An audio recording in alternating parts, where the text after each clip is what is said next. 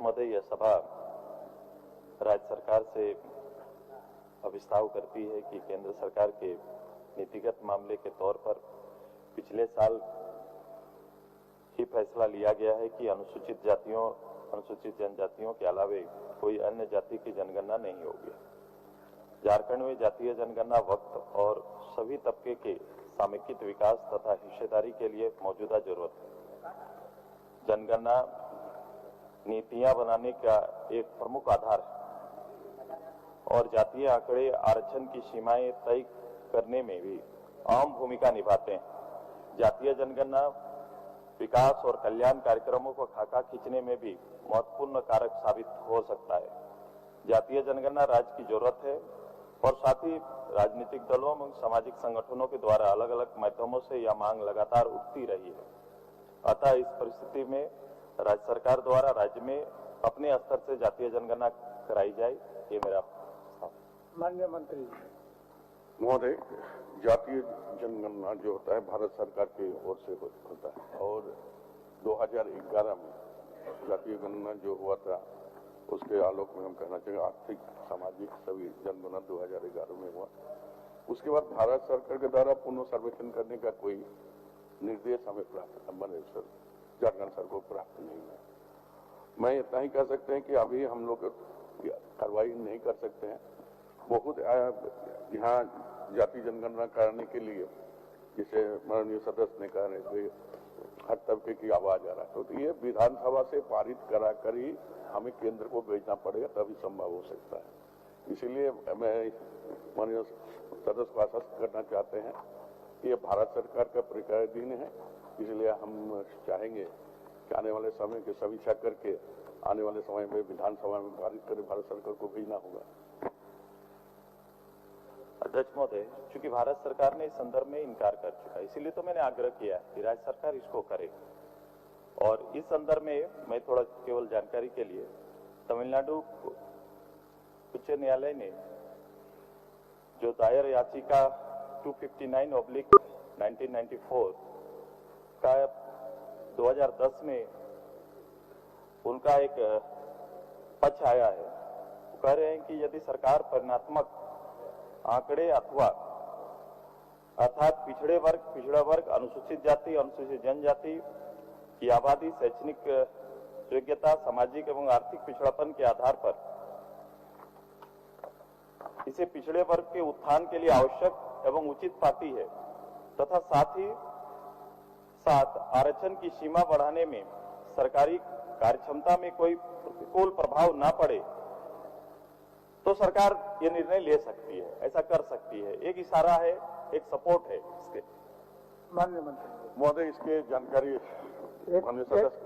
एक संकट आसन महसूस कर रहा है, इस पर नहीं कि माननीय 57 माननीय सदस्यों का सवाल है और हम जो देख रहे हैं कि जिनका सवाल का जवाब हो जा रहा है वो धीरे धीरे निकल जा रहा है। इसलिए हमको लगता है कि अंतिम सवाल के बाद ट्रेजरी बेंच और सिर्फ आसन ही बचेगा।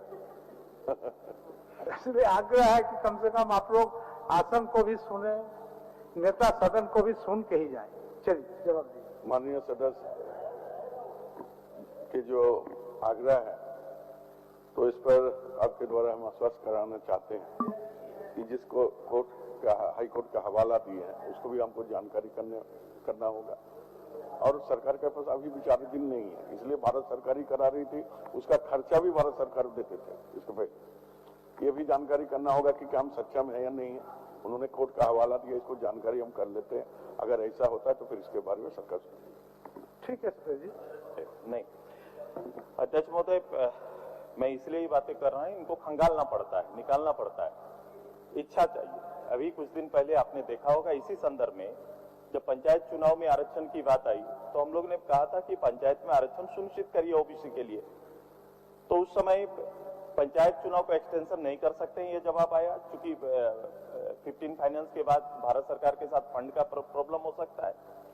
मैं केवल सरकार को याद दिलाता हूं कि पूर्ववर्ती सरकार ने 4 वर्ष पहले सभी उपायुक्तों को यह निर्देश जारी किया है, इसको आप देखना चाहिए कि वो अपने जिले के अंदर में ओबीसी का आरक्षण सुनिश्चित करे, ऐसा एक नोटिस दिया। अगर इसको देख लिया जाता, अगर उस आदेश का अनुपालन हो गया होता तो आज हम लोग पंचायत चुनाव में ये बात और सरकार का ये जवाब नहीं होगा।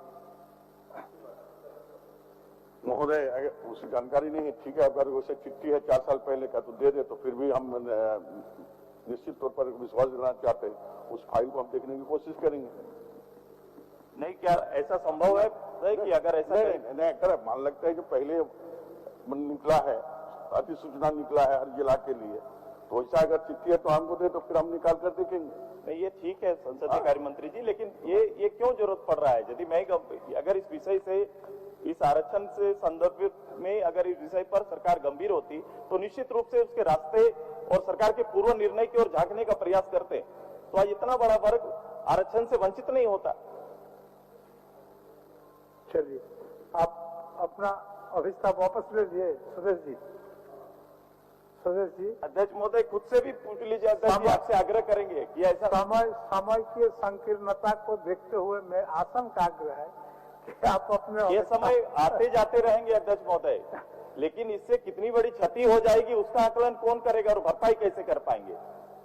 माननीय मंत्री जी, देखिए सुरेश जी को संतुष्ट नहीं, सुदेश जी का जो प्रश्न था वो था, इसमें सरकारी जो संकल्प लाए हैं, तो वो सेंसस के बारे में, जातीय जनगणना कराएंगे या नहीं, उसके बारे में हमने जवाब यही दिए कि वस्तुतः यही है कि हम लोग के पास अभी कोई निर्णय नहीं लिए। उन्होंने हाईकोर्ट का अभी हवाला दिए, मैं इसको जानकारी कर लेते हैं कि हम सही में स्टेट अपना जब सेंसस करा सकती है या नहीं, उसको जानकारी कर ले। और इसके पहले जो हम लोग देखे हैं, जब भी सेंसस हुआ सेंट्रल के आदेश से हुआ, और जो भी खर्चा होता था वो भी भरपाई सेंट्रल करते थे, तो सारे विषयों को देखने के बाद ही हम इसको असेस कर सकते हैं। और सबसे बढ़िया तो यह है कि जो उन्होंने जब बात उठाई तो हम लोग विधानसभा में पारित करके केंद्र सरकार पर प्रस्ताव भेज भी सकते हैं, ऐसा भी हो सकता है, आने वाले समय में ले भी लेंगे। सरकार, मैं आपसे आग्रह कर रहा हूँ, केंद्र ने तो मना कर दिया, इसलिए तो मैं आग्रह कर रहा हूँ कि एक बड़ा वर्ग, मैंने पहले तो मैंने कहा कि आपने कोर्ट का हवाला दिए, उसको भी हम दिखवा लेते हैं, दिखवा कर जो उचित झारखंड के परिप्रेक्ष्य में अच्छा होगा उसको हम कराएंगे, उसको हम करेंगे। आधार बनता है न्यायालय का जो ये है, उनका जो आदेश है, उससे हमको ये बल मिलता है कि हम राज्य सरकार ऐसा निर्णय ले सकते हैं। ठीक, हम दिखवा लेंगे, हम तो कहा बोले, ठीक है, वो कागज आप भिजवा, हम दिखवा लेंगे, कागज आप भिजवा। चलिए, इस आश्वासन के साथ मंत्री जी कि इसके पक्ष में जल्द से जल्द निर्णय ले आप। चलिए, धन्यवाद। मैं माननीय सदस्य राज्य